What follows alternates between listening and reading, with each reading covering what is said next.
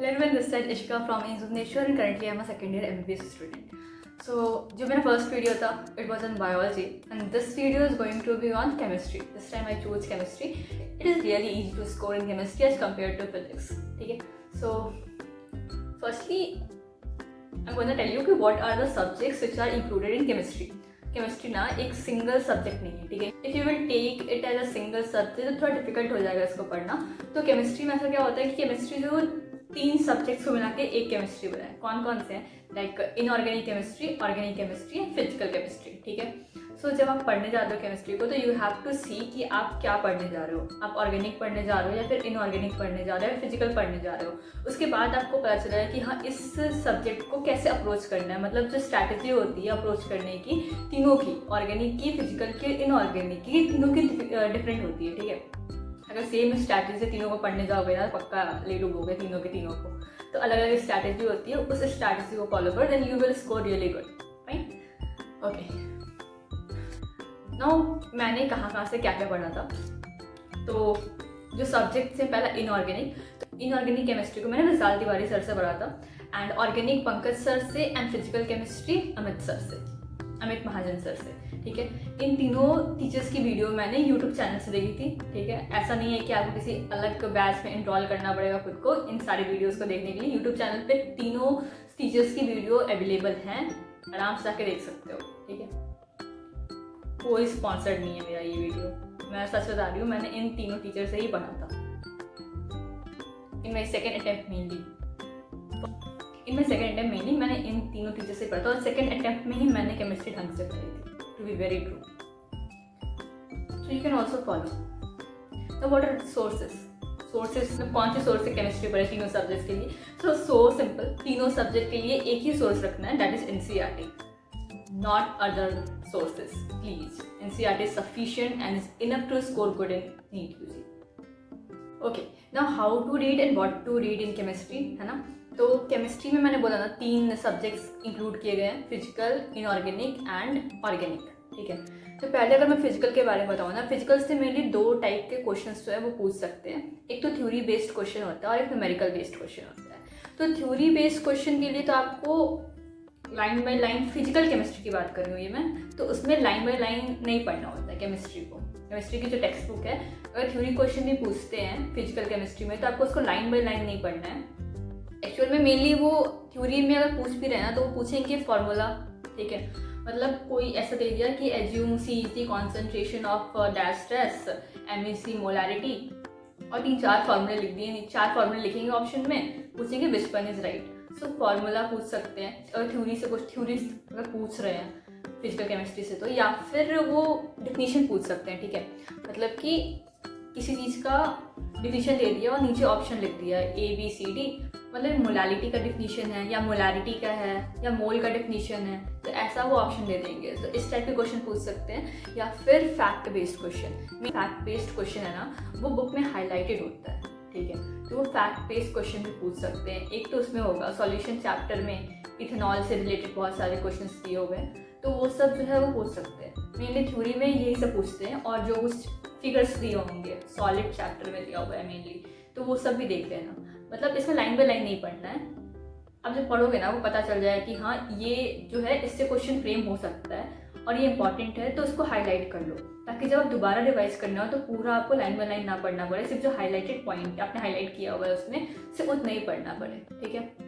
And numericals के लिए तो सिंपल, फॉर्मूले आपके फिंगर टिप्स पे होने चाहिए. फॉर्मूला अच्छे से याद करना है और प्रैक्टिस. अगर न्यूमेरिकल सॉल्व करना है तो सिंपल आपको प्रैक्टिस बहुत करना पड़ेगा उसका. ठीक है. एंड यूनिट्स देख लेना. मतलब अगर एक न्यूमेरिकल दिया हुआ है तो उसमें इसकी ऐसा यूनिट दी हुई है या फिर CGS यूनिट है, कौन सा है वो देख लेना. इससे बहुत ही ज़्यादा कन्फ्यूजन होता है. और ऐसा भी होता है कि कभी कभी आप फॉर्मूला सही लगाते हो, सब कुछ सही पुट करते हो, लेकिन आप यूनिट नहीं देखते हो जिसके आंसर गलत हो जाता है. तो यूनिट भी देखना है. यूनिट क्वेश्चन में भी देखना है, यूनिट ऑप्शन में भी देखते हैं, दोनों में देखना. और हाँ, एक tip for the physical chemistry कि एक तो मैंने बता दिया कि हाईलाइट कर लेना थ्योरी वाले क्वेश्चंस के लिए. और न्यूमेरिकल वाले क्वेश्चन में क्या करना है ना, सिंपल आपको एक फार्मूला चार्ट प्रिपेयर करना है. आप जैसे से पढ़ रहे हो, समझो कि अगर आपने सॉल्यूशन चैप्टर पढ़ा है तो सॉल्यूशन चैप्टर का एक फार्मूला चार्ट बना लो. इसमें जो जो फार्मूला आपने पढ़ा उसको इस पर लिख लो. साथ में वेयर, मतलब where C is dash, M is dash, ये भी लिख लेना, मतलब वो क्या डिनोट कर रहा है उस फॉर्मूले में, जो भी लेटर्स है वो क्या डिनोट कर रहे हैं वो भी लिख लेना।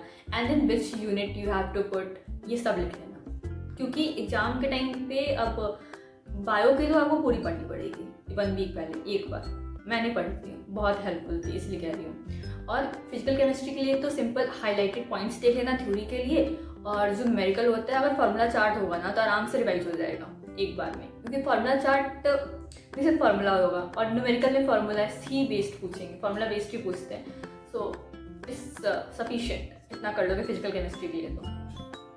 नाउ ऑर्गेनिक में 3 तरह के क्वेश्चन पूछ सकते हैं, या तो थ्योरी बेस्ड, ठीक है, या तो न्यूमेरिकल्स, या तो रिएक्शन।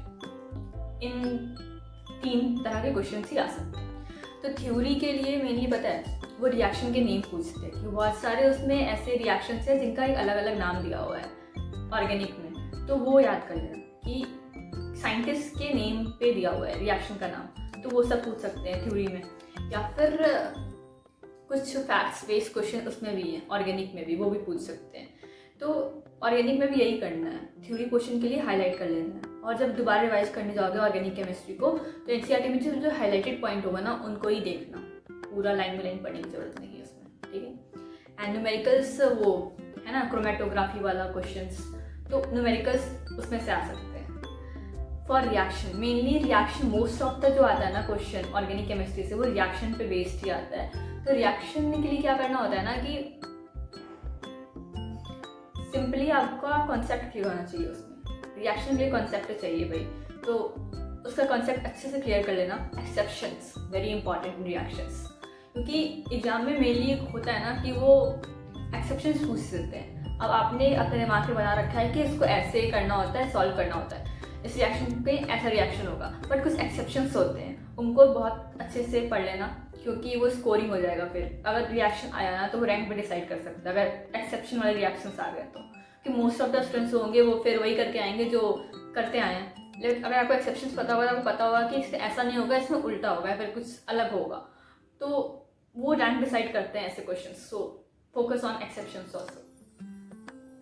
हाँ, और एक और इम्पॉर्टेंट बात तो कि एग्जाम्पल्स, जो रिएक्शन दिया होगा ना एनसीईआरटी बुक में रिएक्शन दिया होगा तो उसमें उसका एक एग्जाम्पल दिया होगा कि फॉर एग्जाम्पल, वो एग्जाम्पल्स अच्छे से पढ़ लेना, क्योंकि होता ही है ना कि वो डायरेक्टली एग्जाम्पल्स उठा के भी दे देते हैं कि this reaction and now what is the product, what is the intermediate, ये सब पूछ लेते हैं। तो डायरेक्टली वो एग्जाम्पल्स को ही क्वेश्चन फ्रेम करके दे देंगे, ठीक है।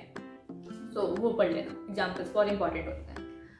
उसके बाद हाँ, ऑर्गेनिक और फिजिकल केमिस्ट्री मिला के भी एक क्वेश्चन फ्रेम हो सकता है, मतलब कि ऑर्गेनिक का रिएक्शन ले लिया, ठीक है, और फिजिकल केमिस्ट्री में मोल वाले चैप्टर से कोई फार्मूला बेस्ड क्वेश्चन फ्रेम कर दिया कि पहले रिएक्शन आपको सॉल्व करना होगा, उसके बाद उसमें फार्मूला लगाना होगा, तब आंसर निकालना होगा। थोड़ा लेंदी हो जाता है ये क्वेश्चन, बट आ सकता है, इस टाइप के क्वेश्चन भी आ सकते हैं, ठीक है। For inorganic, okay, so for inorganic ना पूरा बायोलॉजी है, सिंपली बायो की तरह से पढ़ना है, लाइन बाय लाइन पढ़ना होगा अच्छे से।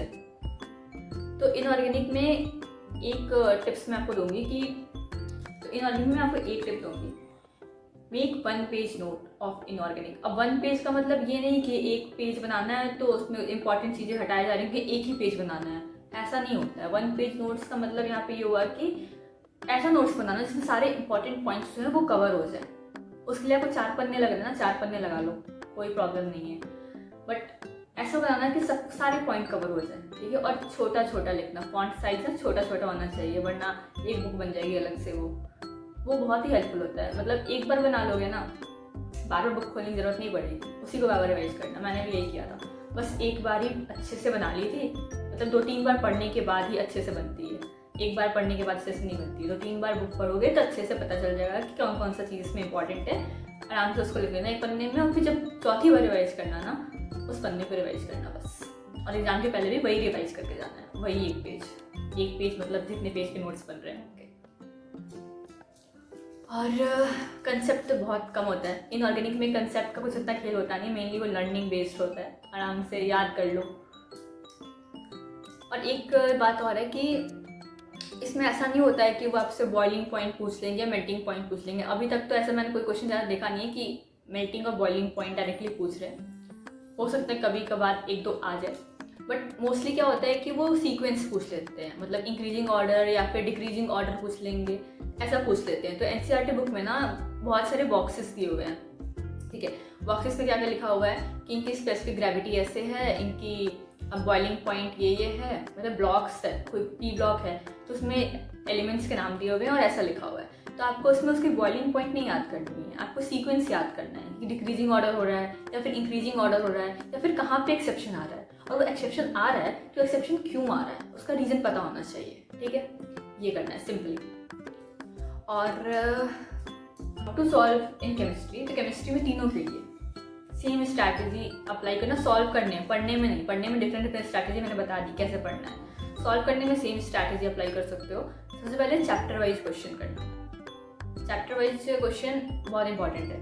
तो चाहे वो अपने इंस्टीट्यूट से मांग सकते हो कि हमें चैप्टर वाइज क्वेश्चन प्रोवाइड कर दीजिए, नहीं हो पा रहा है तो यूट्यूब पे भी अवेलेबल है वीडियोस चैप्टर वाइज क्वेश्चंस की, वो अच्छे से सॉल्व करना। उससे पता चल जाता है ना कि इस चैप्टर में आपको कौन सा पॉइंट जो है वो क्लियर नहीं है, किस चीज़ का कॉन्सेप्ट जो है वो क्लियर नहीं है, तो वो अच्छे से उस कॉन्सेप्ट को क्लियर करो। ये होता है फायदा चैप्टर वाइज क्वेश्चन सॉल्व करने का, ठीक है।